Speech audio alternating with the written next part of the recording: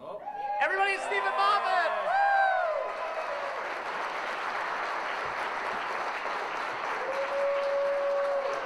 Thanks for joining us, Steve. Hello. So we just watched the premiere. Of course, it's also premiered in the UK, so a lot of people have seen the first episode of this new Doctor Who series. How do you feel now that people have actually gotten to experience it? It feels like a massive security breach. We've been so secretive, I can't quite believe we've been so indiscreet as to actually broadcast it. Well, your first Canadian crowd has just seen it here tonight, the exclusive premiere right here in Toronto. You want to tell Steven Moffat what you thought of the first episode?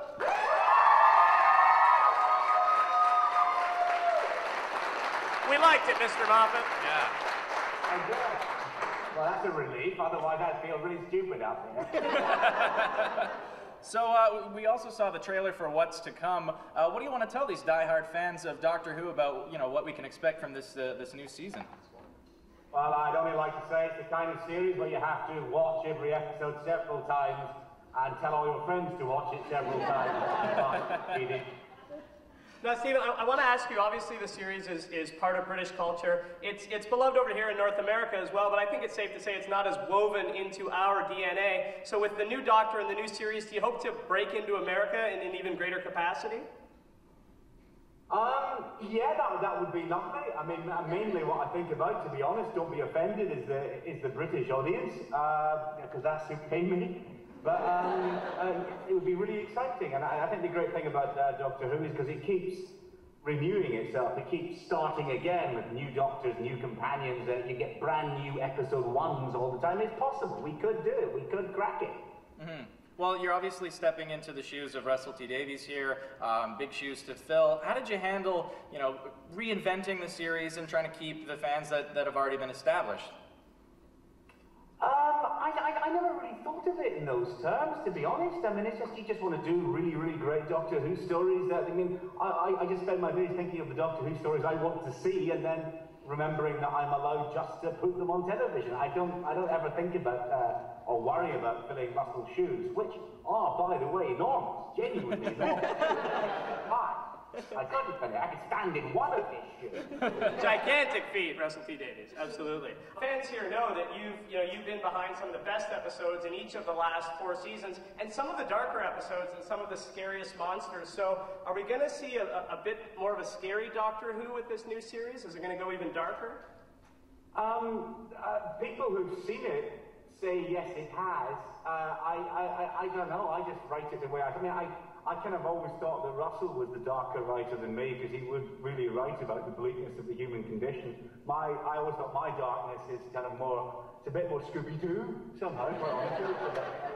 Dark corners and running. You do have a Jekyll poster on your wall, though, I notice. Yes, somebody has one. Yes. Well, I mean, Jekyll was quite funny, and so, I don't know. I think the mission statement of Doctor Who, insofar as it has one, is that we entertain by any means possible. We press every button at once and see what happens. So scary, funny, romantic, stupid, serious, ridiculous, moving, all those things at once. That's why other television shows can just go hang. All right. We got 2 more questions for you. This one is from J.M. Fry, no relation, from hardcorenerdity.com. We've had an American companion in the past. Do you think the Doctor will have a Canadian companion anytime soon? Good question. Ooh.